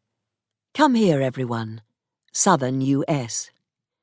It's a beaut. It's wonderful. Australia. She sing real good. She sings very well. Jamaica. I am not knowing. I don't know. India. Make you no mine, Take no notice of him or her. Nigeria. All over the world, people speaking English as a first or second language use different vocabulary, grammar, and accents in a large number of varieties of English. A variety of English is a type of English spoken by one group of people. In each English-speaking country, one variety of English is used nationally. This is the standard English of that country. It is taught in schools and spoken on radio and television. Everyone in the country uses the same grammar, vocabulary and spelling when they use their country's standard English, though they may speak it with different accents. Different countries have different standard Englishes. For example, standard Australian English is different from standard British English. In England, as well as standard British English, there are regional and social dialects of English. The most noticeable differences between them are those of pronunciation. A well-known difference is the sound of the vowel A in words like grass. In the south, grass is pronounced as grass, and in the north as grass. The vowel U in words like up is pronounced up in the south and up in the north. In some parts of the north, happy is pronounced as happy or happy, and in the northeast, night is pronounced as neat. In estuary English, which began in the southeast of England, some sounds are pronounced in the same way as in Cockney, the dialect of East London. The t in the middle and at the end of words disappears, so the word better becomes better, and the word what becomes what.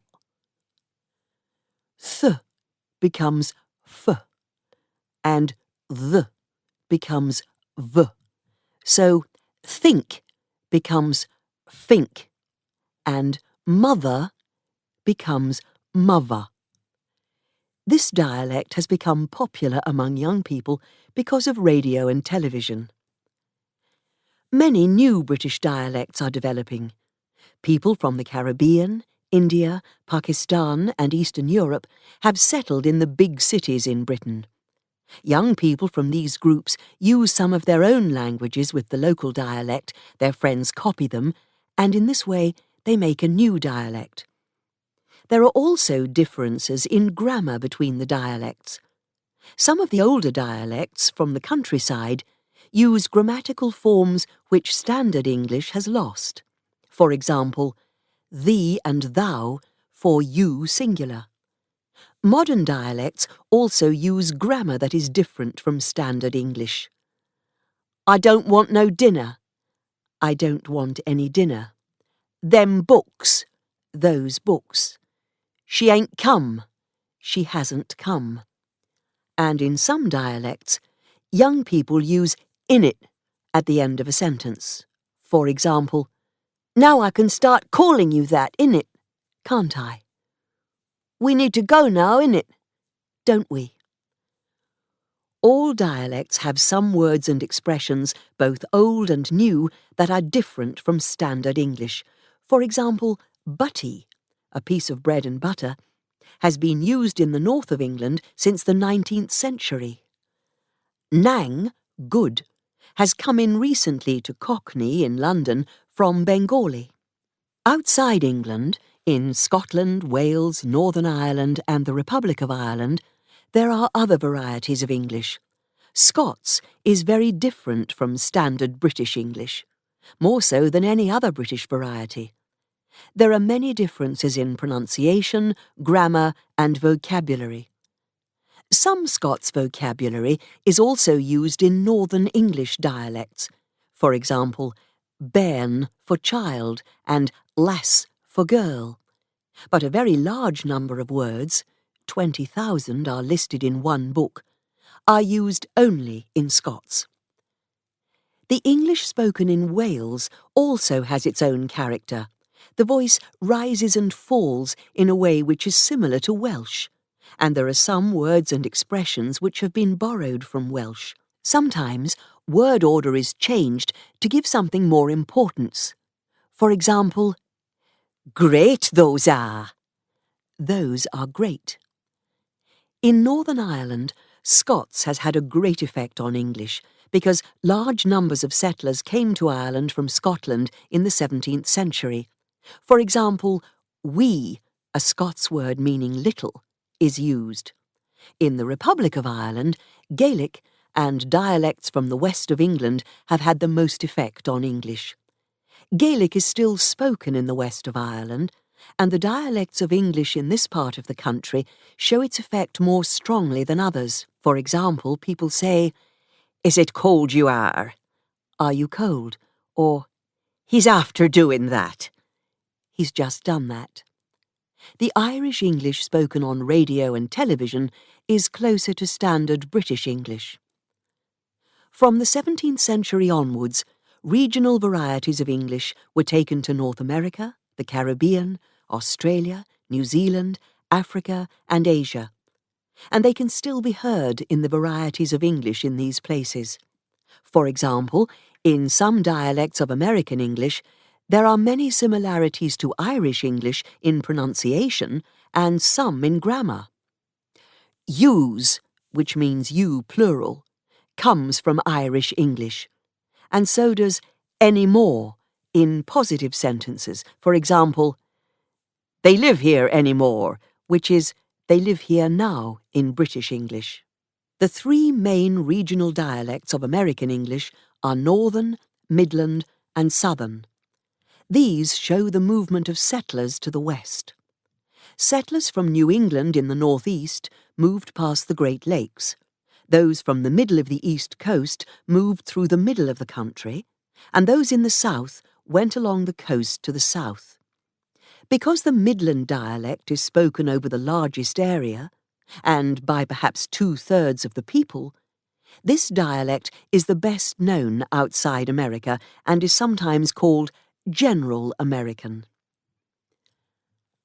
African American English, or Black English, was born between the 17th and 19th centuries, when millions of people from West Africa were brought to America and the Caribbean to work as slaves on large farms growing cotton and sugar.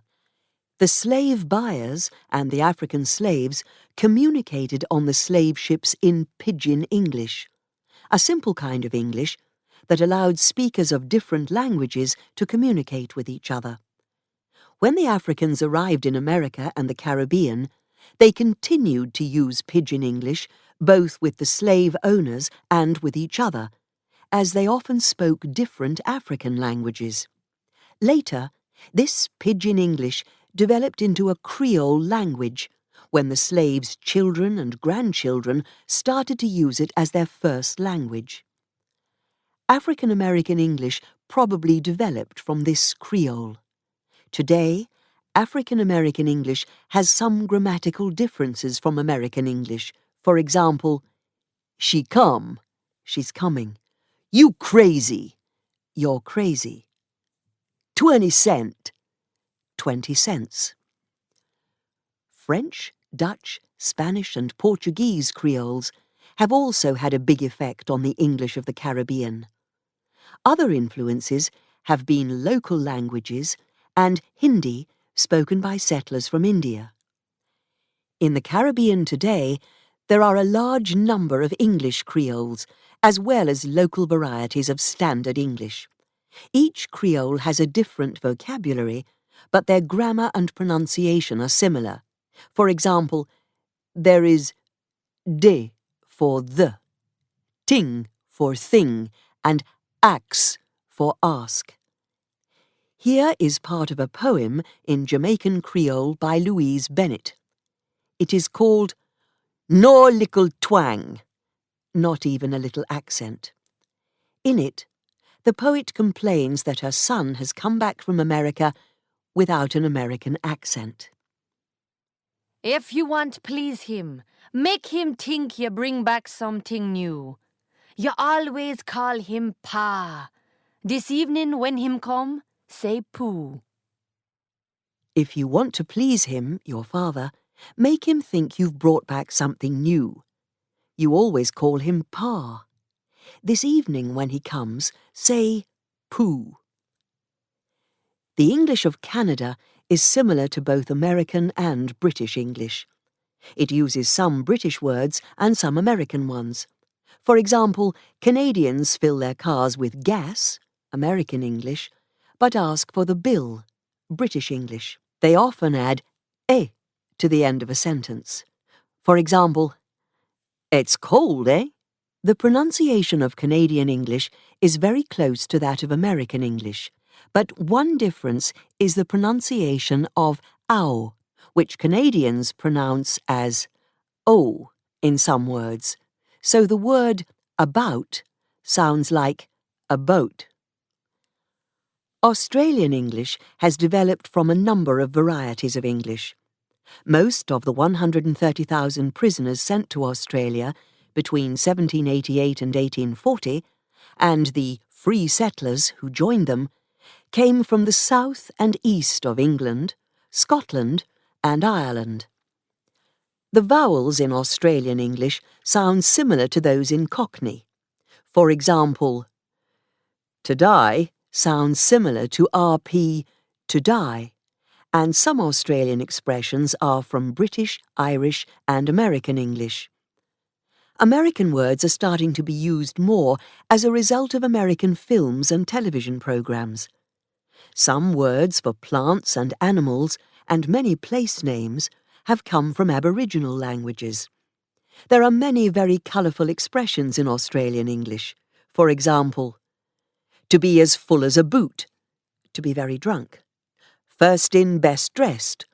The first people to do something will have an advantage. Couldn't lie straight in bed, to be very dishonest. New Zealand English and South African English have some similarities to Australian English in their pronunciation, because all three countries were settled by English speakers at about the same time. Each variety has small pronunciation differences, though, and its own vocabulary.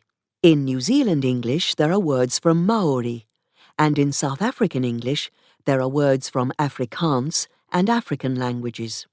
Other countries were also governed by the British in the 19th and 20th centuries. For example, India, Singapore, Nigeria, Kenya, Papua New Guinea. Others were governed by the US, the Philippines and Puerto Rico. In many of these countries, English is an official language, although it is not most people's first language. In these countries, the local languages and their regional dialects have an effect on the pronunciation, grammar, vocabulary and use of English, and new varieties of English develop.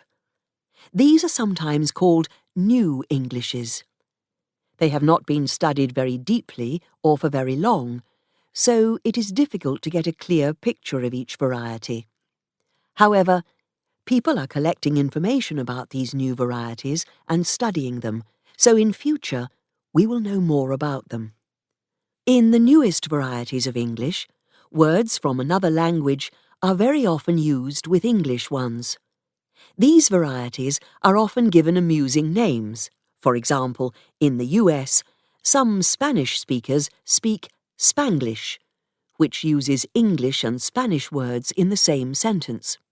English words are borrowed and given Spanish sounds and spelling, such as parquín, parking. Other examples of these varieties are Singlish in Singapore, Hinglish in India, Hindi and English, and Taglish in the Philippines, Tagalog and English. All these varieties of English, from countries where English is used either as a first language or as a second language, are used more and more by writers and filmmakers. In this way, many users of English are able to hear and read more than their own variety, and words and expressions can cross from one variety to another.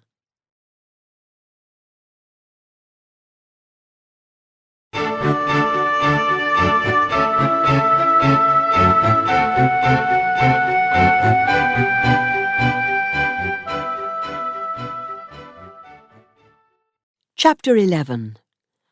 Jargon and Slang. Jargon and slang are kinds of English that are not part of standard English.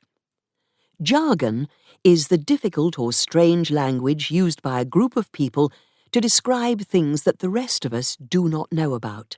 For example, doctors, lawyers, university teachers, and business managers all use words and expressions that the rest of us do not understand. In business, some of this jargon comes from the world of the Internet. For example, if you are in a big meeting with someone and they suggest discussing something with you offline, they mean they want to talk to you privately later. Other management jargon is not from the world of computers.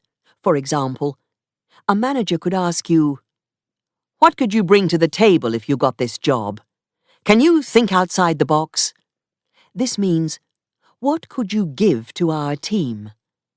Can you think in unusual ways to find answers to problems? There is also a lot of jargon in sports that is only understood by people who do these sports. For example, if you are not a mountain biker, you will probably not know what a bunny hop is. It is a jump that mountain bikers make when they come off the ground with both wheels.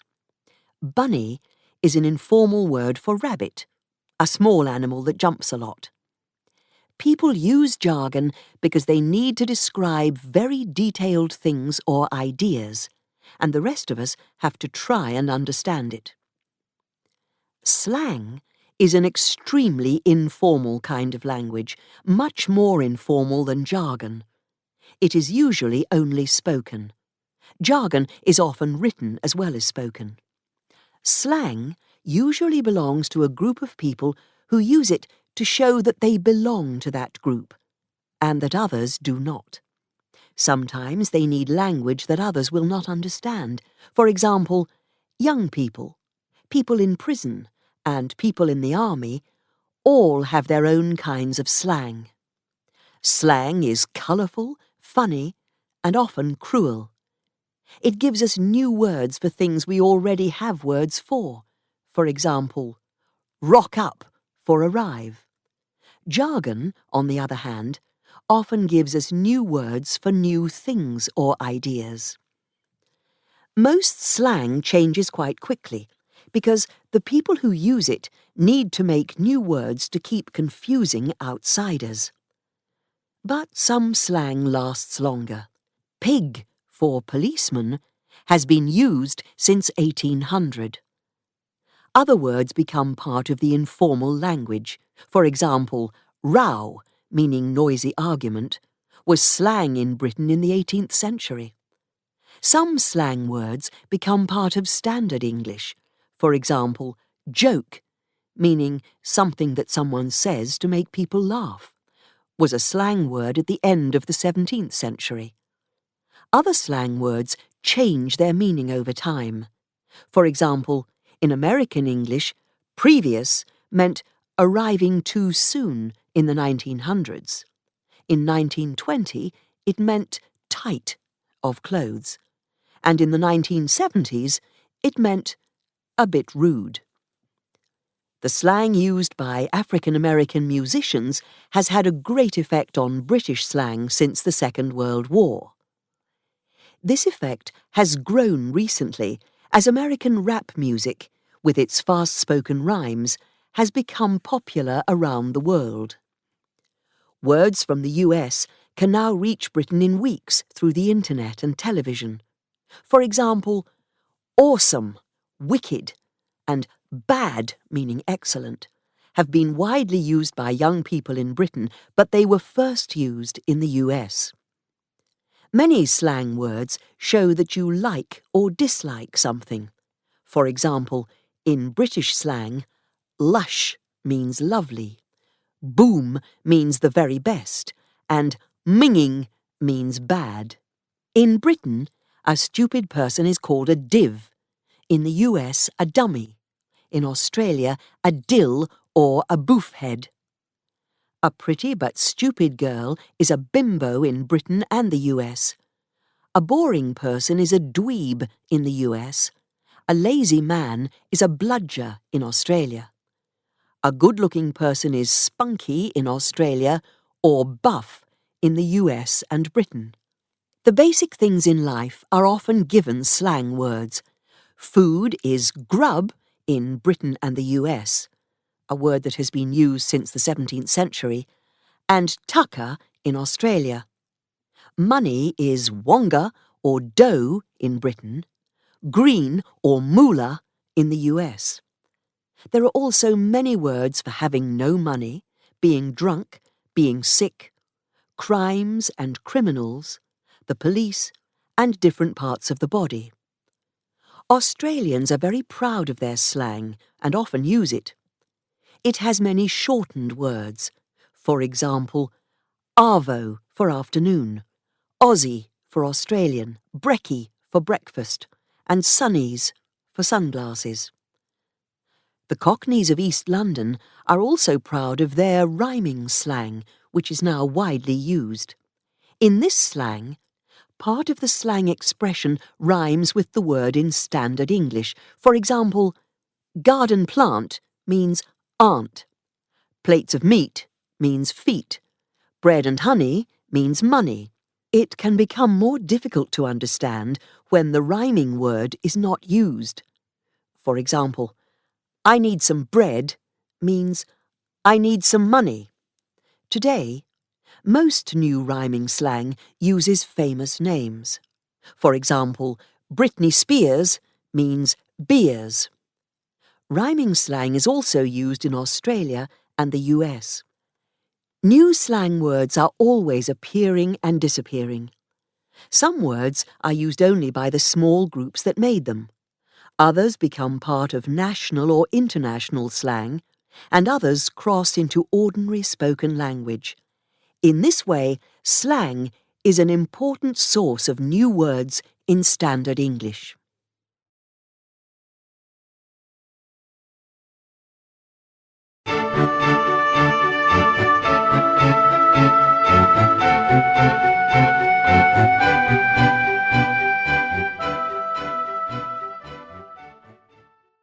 Chapter 12.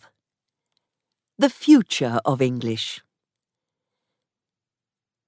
It's good that everything's gone except their language, which is everything. Derek Walcott, North and South, 1982.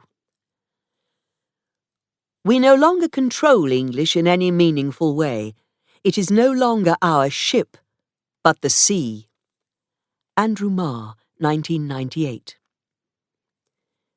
The Jamaican poet Derek Walcott knows that English is still used in countries that were governed by Britain.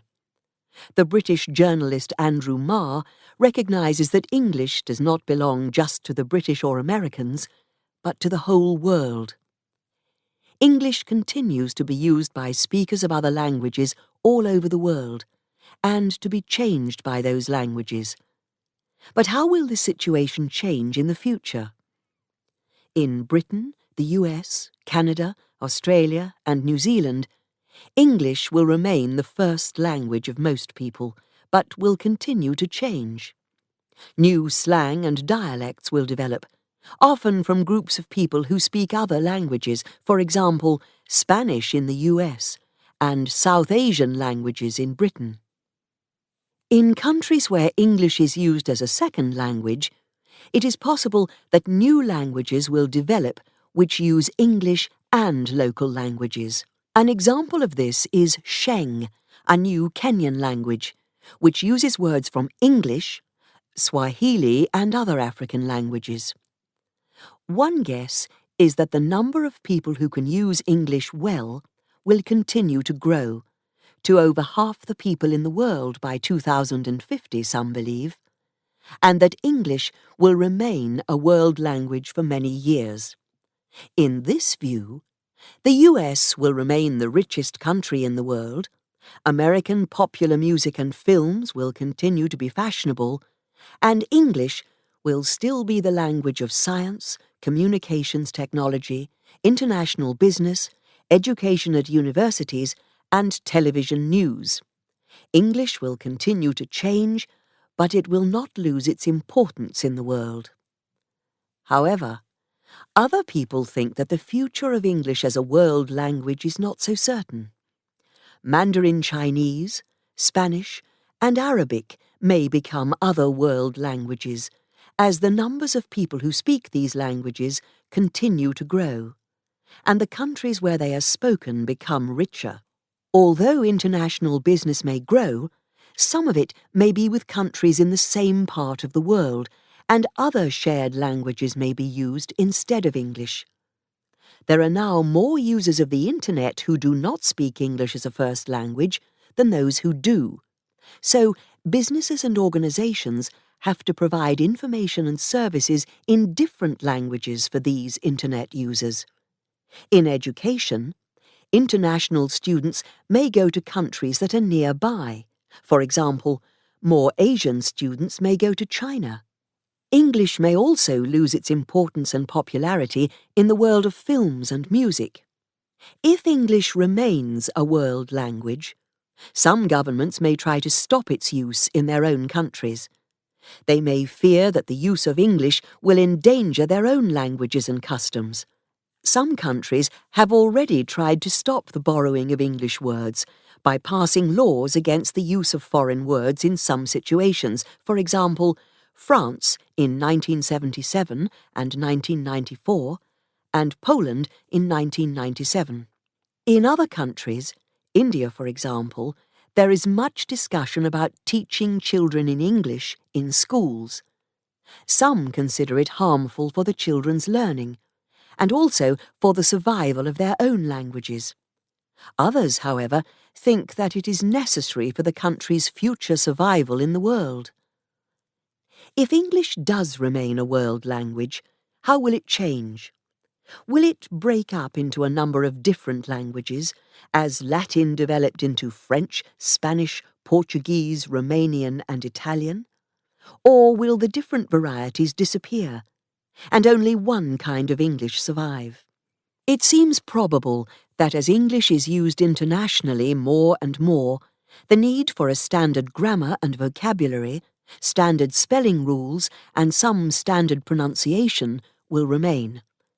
Perhaps a new, simpler kind of world standard English will develop from the regional varieties, one which all users can easily use and understand. If a sound is hard for people to make, and words can be understood without it, then it could disappear.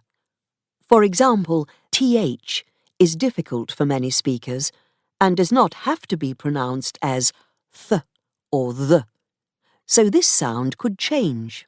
On the other hand, it seems that the number of regional varieties of English is growing and will continue to grow. These varieties may become more and more different from the world standard kind of English, although they may not become separate languages because they will have a lot of contact with standard kinds of English through television, radio and the internet. As the number of second and foreign language speakers of English grows larger than the number of first language speakers, other languages will have a greater effect on English.